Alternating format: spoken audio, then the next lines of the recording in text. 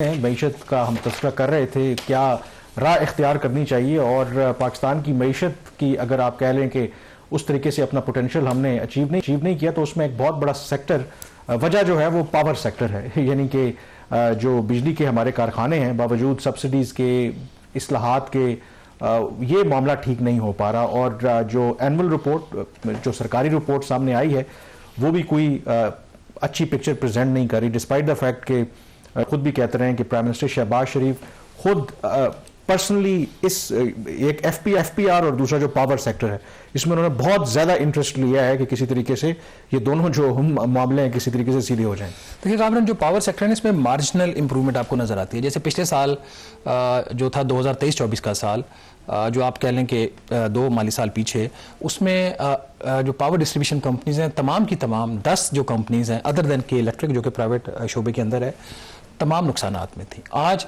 वो जो 10 कंपनीज हैं उसमें से 6 जो है मुनाफे में हैं और 4 उसमें मुनाफे में है, लेकिन जो उनका मुनाफा बहुत ही मामूली है। आप कह सकते 4.5 अरब से लेकर 13 अरब रुपया एक कंपनी का, पर उसमें भी एक कंपनी ऐसी है जिसका मुनाफा उसके अपने इक़दाम की वजह से नहीं, उसमें सब्सिडी दी गई है। तो इफेक्टिवली 3 कंपनीज जो हैं वो मुनाफे में रही हैं। लेकिन इससे जो ख़तरनाक सूरत हाल है जो हुकूमत अब करने जा रही है वो निजी शोबे के हवाले करने जा रही है पावर डिस्ट्रीब्यूशन कंपनी, जो कि एक अच्छी चीज़ है। बट क्या ये आसान होगा? क्या ये वैसे ही होगा जैसे PIA को जब बेचा गया 75% शेयर्स, तो उसका 670 अरब रुपए से जो ज़्यादा कर्जा है वो गवर्नमेंट ने अपने ज़िम्मे ले लिया। अब अगर आप इसकी एग्जांपल लें कि जो पूरा पावर सेक्टर है पाकिस्तान का, इसके जो कुल असासे हैं वो सिर्फ 8,400 अरब रुपए हैं। अब 8,400 अरब रुपए के अगेंस्ट उसके जो लाइबिलिटीज़ हैं वो 9,200 अरब रुपए की। इसका मतलब यह है कि 800 अरब रुपए का इसके अंदर होल है। कहानी यहाँ पे नहीं ख़त्म होती। ये जो 6 कंपनियां नुकसानात में हैं, इनके जो अपने नुकसानात हैं 6 कंपनियों के क्यूमुलेटिव, कुछ तो इन्होंने पिछले साल किए और जो माजी में भी करते रहे, वो 3,000 अरब रुपए नुकसान है। तो कल ये अगर प्राइवेटाइज करने जाते हैं तो जो बिडर होगा वो आपको कहेगा नहीं कि आप इस नुकसान को जरा हटाइए। अगर आप नंबर्स की बात करें, PIA के केस में हुआ था, PIA के केस में हुआ था। अब जैसे कोयटा है, कोयटा इलेक्ट्रिसिटी कंपनी जो है, इसके 113 अरब रुपए के पिछले साल नुकसान था। अब उसके सिर्फ एक कंपनी की जो क्यूमुलेटिव लॉसेज हैं वो 825 अरब रुपए हैं, more than the losses by the PIA। फिर आप पेशावर पेस्को जो है 93 अरब रुपए पिछले साल नुकसान किया, 764 अरब रुपए के मजमूई नुकसान। सखर 25 अरब रुपए पिछले साल नुकसान किया, 500 अरब रुपए के मजमूई नुकसान। हैदराबाद 13 अरब रुपए का पिछले साल नुकसान किया, मजमूई नुकसान 460 अरब रुपया। लाहौर 13 अरब का पिछले साल नुकसान। अब लाहौर के बारे में कहा जाता है बड़ा ये वेल सेटल्ड एरिया, यहाँ पे तो कोई कुंडा का कल्चर नहीं होना चाहिए ना। 13 बिलियन का पिछले साल नुकसान किया और 306 अरब के मजमूई नुकसान। अब इस्लामाबाद जैसी जो कंपनी है उसका जो नुकसान है पिछले साल वो 1.5 अरब रुपए का और मजमूई नुकसान उसका 133 अरब रुपए का। ये जो नंबर्स है ना, ये कहानी बताते हैं। अब सवाल ये है कि अब्दार साहब भी कह रहे थे, मोहम्मद अली भी कह चुके हैं, प्राइम मिनिस्टर भी कह चुके हैं। मैं मुझे अगर एक सवाल करने दें, ये जो नुकसानात हैं और बढ़ते जा रहे हैं, ये आपने और मैंने और अवाम ने ही हमने पे करने ना। जैसे पहले अपने PIA के कर रहे हैं, PIA, बल्कि PIA के ऊपर भी एक स्टोरी करते हैं कि जो PIA होल्डिंग कंपनी बनाई गई, उसके जो नुकसानात थे वो होल्डिंग कंपनी में डाले गए, तो उसकी PIA की फाइनेंशियल हेल्थ कैसी होगी होल्डिंग कंपनी की, और PIA जो बेची गई उसको कितना मुनाफा हुआ, चाहे वो अकाउंटिंग प्रॉफिट था या जो भी था। तो लेकिन एक प्रेसिडेंट हुकूमत ने ऐसा सेट कर दिया, अब जो हर नया इन्वेस्टर आएगा वो मांगेगा।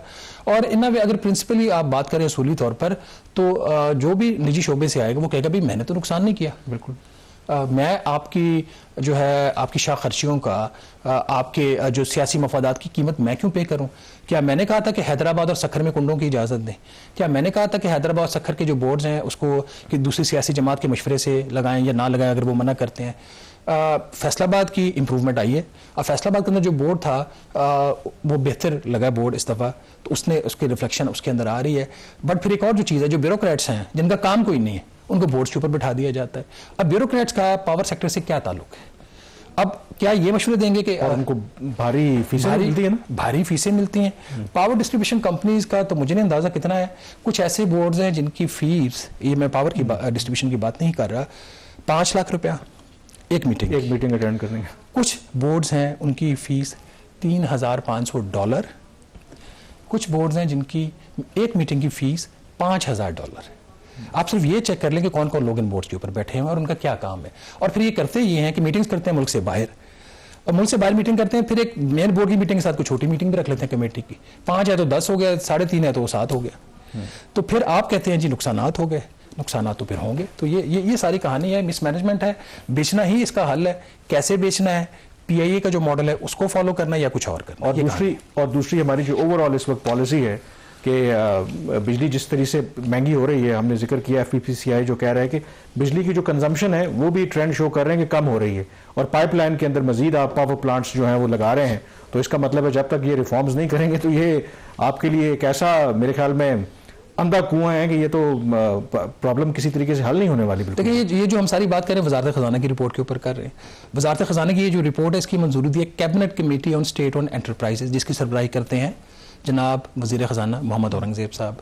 इस रिपोर्ट के मुताबिक जो पिछला साल था उसके अंदर जो सेल्स इनकी हैं, टोटल टर्नओवर है पावर सेक्टर का, उसमें 4% कमी होकर 3,800 अरब रुपए पे आ गया। टर्नओवर कम हो गया, सेल्स कम होगी। मैं आप और या वो शख्स जिसको अल्लाह ताला ने इस्तिताअत दी है वो क्यों इनकी महंगी चोरी वाली बिजली ले, क्यों किसी और ने चोरी की उसके बिल वो पे करे, क्यों जो ये अपने रिकवरीज नहीं कर सकते, जो कर्जा लेके इन्होंने पे किया है सप्लायर्स को, उसके बाद 3 रुपये 23 पैसे फी, जिन्होंने क्यों उसकी कीमत दूं।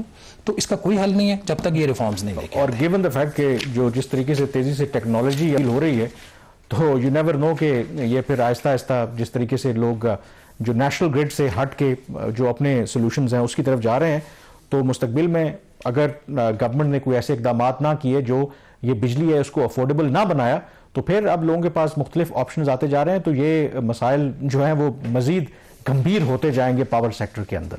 प्रोग्राम द रिव्यू से इतना ही। कामरान यूसुफ और शहबाज राना को इजाजत दीजिए। अल्लाह हाफिज।